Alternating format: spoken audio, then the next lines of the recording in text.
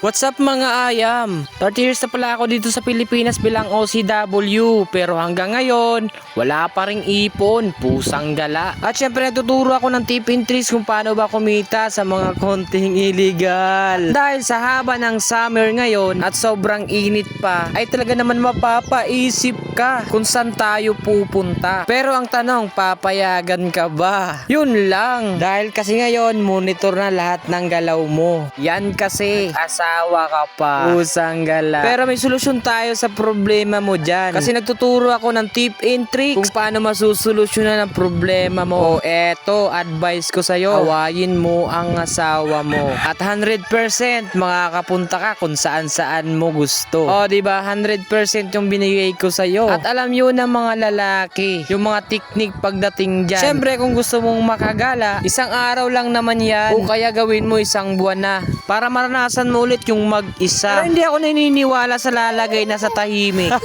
Ewan ko ba sa mga lalaki nagsasalita niyan? Ang tanong ko ngayon, lumagay ka ba talaga sa tahimik? O baka naman sa magulong sitwasyon? Pusang gala. Siyempre nasa tao rin naman yun. Kung paano mo naman i-handle yung relationship nyo. Hindi sa inuunahan ko kayo. Ganon siguro yung nangyayari sa mga relasyon ngayon. Alam mo naman, yan lahat ng bagay na yan ay napag-uusapan